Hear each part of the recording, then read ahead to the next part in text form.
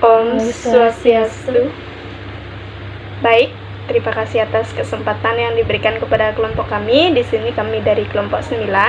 Perkenalkan, nama saya Nikdut Ayuni Puspita Dewi dengan NIM 2211031549, dan adapun rekan saya.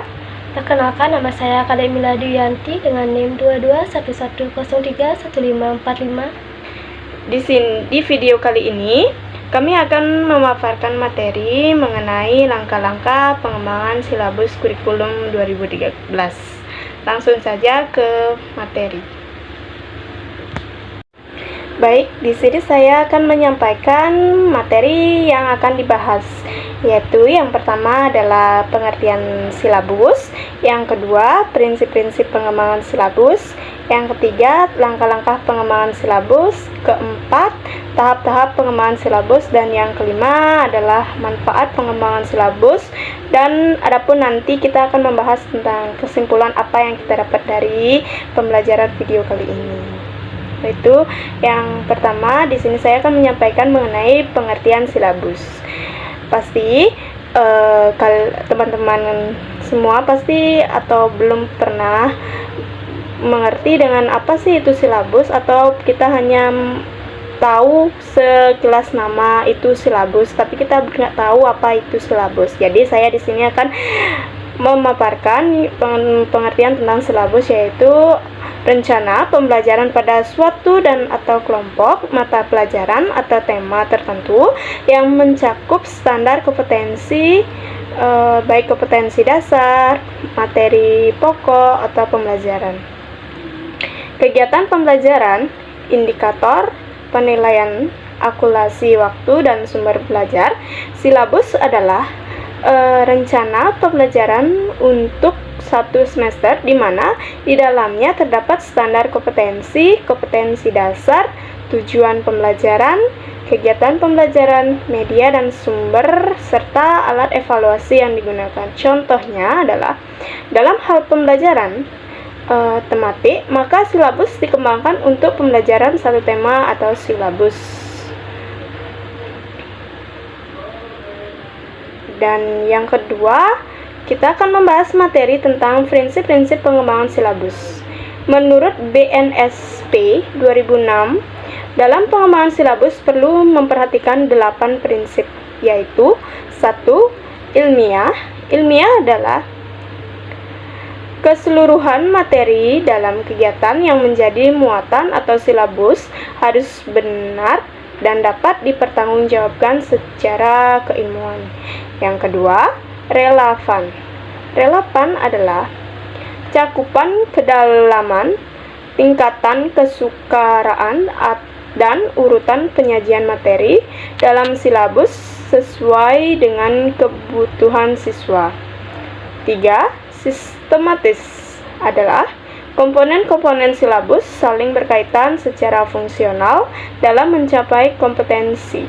Dan keempat, konsisten. Konsisten adalah adanya hubungan yang konsisten antara kompetensi dasar, indikator, materi pokok, pengalaman belajar, sumber belajar, dan sistem penilaian.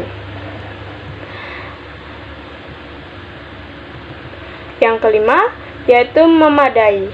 Memadai adalah cakupan indikator, materi pokok, pengalaman belajar, sumber belajar, dan sistem penilaian cukup untuk menunjang pencapaian kompetensi dasar. Yang keenam, yaitu aktual dan kontekstual, adalah cakupan indikator, materi pokok, pengalaman belajar, sumber belajar, dan sistem penilaian, pemerhatikan perkembangan ilmu, teknologi, dan peristiwa yang terjadi. Yang ketujuh, fleksibel. Keseluruhan komponen silabus dapat mengakomodasi keragaman peserta didik, pendidikan, serta di mana perubahan yang terjadi di sekolah dan tuntutan masyarakat. Yang kedelapan, yaitu menyeluruh. Komponen silabus mencakup seluruh rahan kompetensi, yaitu kognitif, afektif, dan psikomotor. Dan di sini adapun langkah-langkah pengembangan silabus. yaitu yang pertama, mengkaji standar kompetensi dan kompetensi dasar, mengkaji standar kompetensi dan kompetensi dasar mata pelajaran sebagaimana tercantum pada standar isi. Yang kedua, mengidentifikasi materi pokok atau pembelajaran, mengidentifikasi materi atau pembelajaran yang menunjang pencapaian kompetensi dasar. Ketiga, pengembangan kegiatan pembelajaran. Kegiatan pembelajaran dirancang untuk memberikan pengalaman belajar yang melibatkan proses mental dan fisik melalui interaksi antar peserta didik. Peserta didik dengan guru, lingkungan, dan sumber belajar lainnya dalam rangka pencapaian kompetensi dasar. Dan yang keempat, merumuskan indikator pencapaian kompetensi. Indikator merupakan penanda pencapaian kompetensi dasar yang ditandai oleh perubahan perilaku yang dapat diukur yang mencakup sikap, pengetahuan, dan keterampilan. Indikator dikembangkan sesuai dengan karakteristik peserta didik, mata pelajaran, satuan pendidikan, potensi daerah, dan dirumuskan dalam kata kerja operasional yang terukur. Yang kelima, penentuan jenis penilaian. Penilaian mencapai kompetensi dasar peserta didik dilakukan berdasarkan indikator. Penilaian dilakukan dengan menggunakan tes dan non-tes dalam bentuk tertulis maupun lisan. Pengamatan kinerja, pengukuran sikap, penilaian hasil karya berupa tugas, produk, penggunaan portofolio, dan penilaian diri.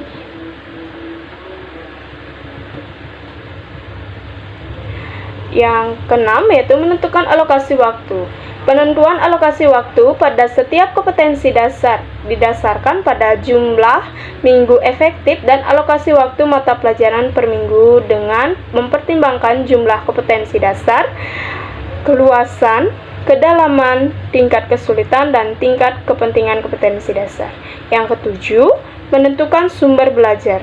Sumber belajar adalah rujukan objek bahan yang digunakan untuk kegiatan pembelajaran yang berupa media cetak dan elektronik, narasumber, serta lingkungan fisik, alam sosial, dan budaya. Penentuan sumber belajar didasarkan pada standar kompetensi dan kompetensi dasar serta materi pembelajaran, kegiatan pembelajaran, dan indikator pencapaian kompetensi.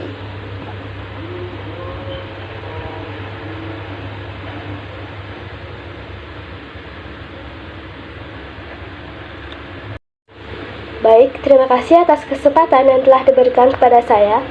Di sini saya akan melanjutkan materi yang sudah dipaparkan oleh teman saya.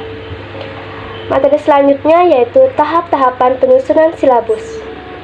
Ada beberapa tahapan yang harus kita lalui dalam menyusun suatu silabus. Yang pertama ada tahap perencanaan.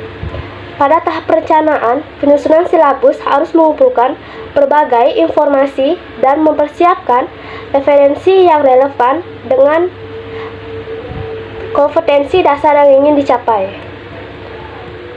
Yang kedua, tahap penyusunan. Pada tahap penyusunan, silabus perlu memahami seluruh perangkat kurikulum tingkat satuan pendidikan untuk menghasilkan pemahaman yang utuh tentang pelaksanaan KTSP.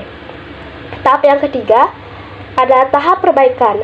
Tahap perbaikan merupakan tahap untuk mengkaji ulang draft silabus yang sudah selesai disusun.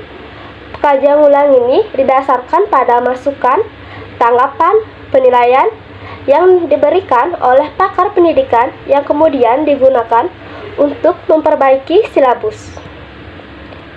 Yang keempat adalah tahap pemantapan silabus. Sebagai suatu rangkaian yang utuh, silabus yang telah dilaksanakan perlu ditinjau kembali. Catatan-catatan mengenai berbagai komponen pembelajaran yang diperoleh berdasarkan pelaksanaan perlu direnungkan dan direfleksi kembali. Komponen-komponen mana yang akan masih harus dikembangkan atau diganti, mungkin juga dihilangkan. Kemudian, materi selanjutnya, manfaat penyusunan silabus. Silabus bermanfaat sebagai pedoman dalam pengembangan pembelajaran seperti pembuatan perencanaan pembelajaran, pengelolaan kegiatan pembelajaran, dan juga pengembangan sistem penilaian. Silabus ini merupakan sebagai pokok dalam penyusunan rencana pembelajaran, baik rencana pembelajaran untuk satu standar kompetensi maupun satu kompetensi dasar. Silabus juga bermanfaat sebagai pedoman untuk merencanakan pengelolaan kegiatan belajar secara klasikal, kelompok kecil, atau pembelajaran secara individual. Silabus sangat bermanfaat untuk mengembangkan suatu penilaian yang dalam pelaksanaan pembelajaran berbasis kompetensi sistem penilaian yang selalu mengacu pada standar kompetensi, kompetensi dasar, dan pembelajaran yang terdapat di dalam silabus. Yang terakhir adalah kesimpulan. Silabus merupakan bagian dari kurikulum, sehingga pengembangan silabus perlu berdasarkan kaidah-kaidah dalam pengembangan kurikulum. Silabus sebagai pegangan atau pedoman bagi seorang guru dalam mengajar di sekolah yang memberikan gambaran tentang aktivitas atau proses pembelajaran atau kompetensi yang dihasilkan, isi, serta penilaian yang harus diberikan kepada siswa. Silabus juga sebagai pedoman merencanakan pengelolaan kegiatan belajar secara klasikal, kelompok kecil, atau pembelajaran secara individual. Silabus ini sangat bermanfaat untuk mengembangkan suatu penilaian dalam pelaksanaan pembelajaran berbasis kompetensi sistem penilaian yang selalu mengacu akan standar kompetensi dasar, dan pembelajaran yang terdapat di dalam silabus. Baik, sekian pemaparan materi dari kelompok kami. Bila ada salah kata, mohon maaf sebesar-besarnya. Kami tutup dengan Paramo Santi. Om Santi Santi Santi Om.